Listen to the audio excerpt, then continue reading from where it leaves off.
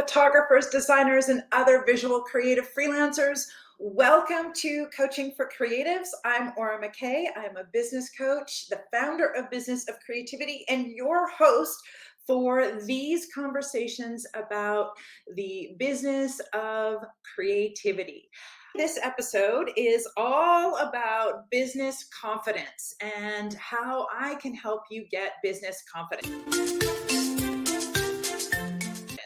I'd like to start out with the conversation about what is business confidence. And a lot of times the best way to explain it is by looking at what it isn't. What is the opposite of business confidence?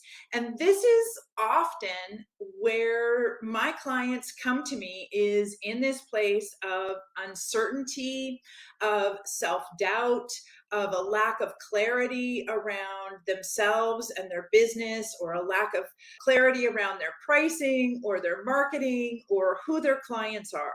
Often the people that are coming to me because they have a lack of confidence in their business, in themselves, or in some aspect of their business.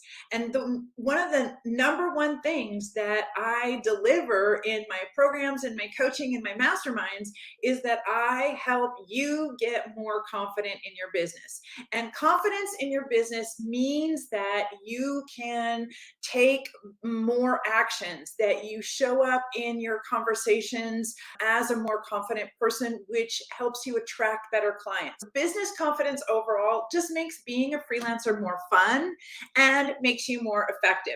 How do I help my clients become more confident in their business? The first thing that I would share is training.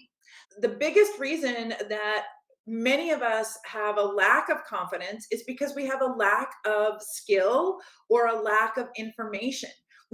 We don't know necessarily what we're missing. And when you don't know what you don't know, but you know there's something missing, it can feel really scary. And it can give you that feeling like, oh, I'm missing something.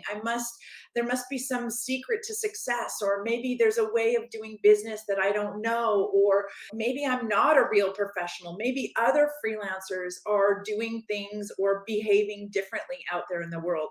The first thing that I do to help support my clients in becoming more confident in their business and to grow and get the kinds of results that they want, the earn more and stress less part of my business promise, is to fill in those training gaps, to give actual practical step-by-step training that is specifically designed for freelancers and multi-passionate people to be able to understand what business is, to be able to understand how pricing actually works, to get training on how to communicate in your marketing, how to design your value propositions. Those specific practical and tactical skill-based training to fill in the gaps that are causing that uncertainty in the first place. That's one of the ways to get more confidence. If you're not working with me personally, look in your own business and see where there might be a possibility for you to feel more confident if you had a little bit more training or if you had more skill in that particular area. The next way that I support in creating business confidence is through community. And community, what that helps my clients realize is that they're not the only ones experiencing challenges and feeling frustrated and struggling with parts of their business. This might seem like a no-brainer. I mean, when you look out in the world and you see how many other visual creative freelancers there are, you might think, oh, it's obvious that everybody is at their own place in the journey. But what happens for a lot of us is that when we're the photographer or we're the graphic designer and we're in our own little world of trying to find clients and trying to promote ourselves and build our portfolios, it can sometimes feel like we're the only ones who are struggling with certain areas. That can erode our confidence because we're comparing ourselves to other people. There becomes that imposter syndrome. And when we're in community, we get to see that we are not alone. We also, what we get to see in community is we get to be validated.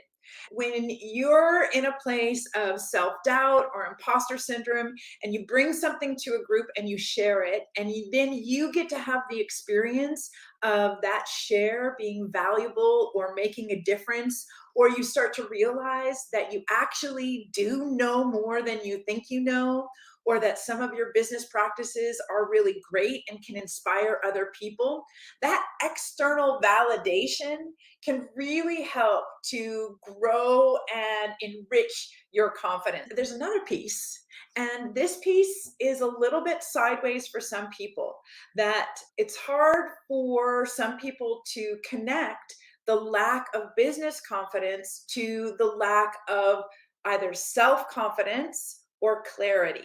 What happens for a lot of my clients is that they know that they love doing their creative craft. They know they love photography. They know they love graphic design or illustration. They know they love that part.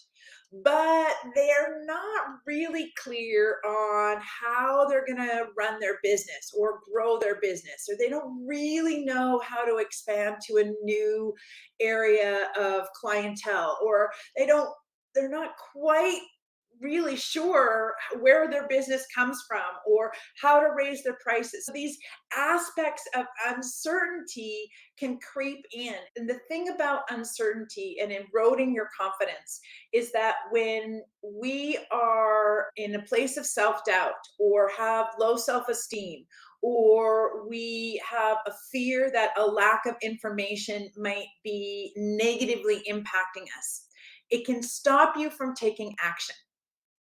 And without action, we're not going to get those results. The number one gift of business confidence is being able to take those actions that have previously felt intimidating, overwhelming, like far too much, like maybe you're not good at it.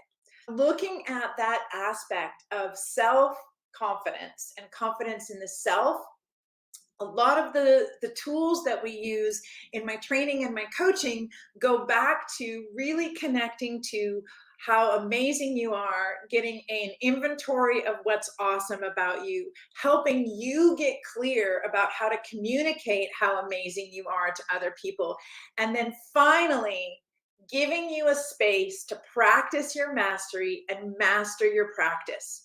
Confidence often comes through repetition. And you know what it's like. The first time you opened up Adobe, or the first time you looked at Photoshop or looked at a camera, it was probably a little bit intimidating and overwhelming. You probably got like really aware of how much you didn't know and how many buttons there were or things to look at and tabs to use.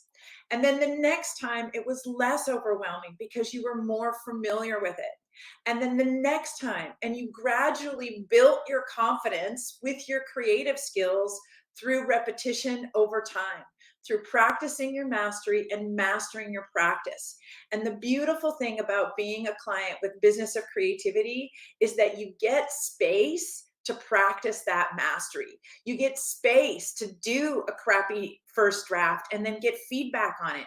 You get space to practice your introduction or your marketing and to really see, okay, how do I want to do it? So that you're not always having to perform and get it right and be perfect all the time.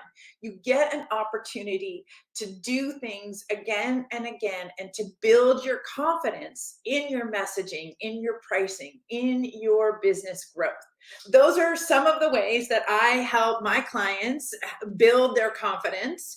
I'm curious, what do you use in your business to help you stay confident? What impact does your confidence have on the actions that you take in your business?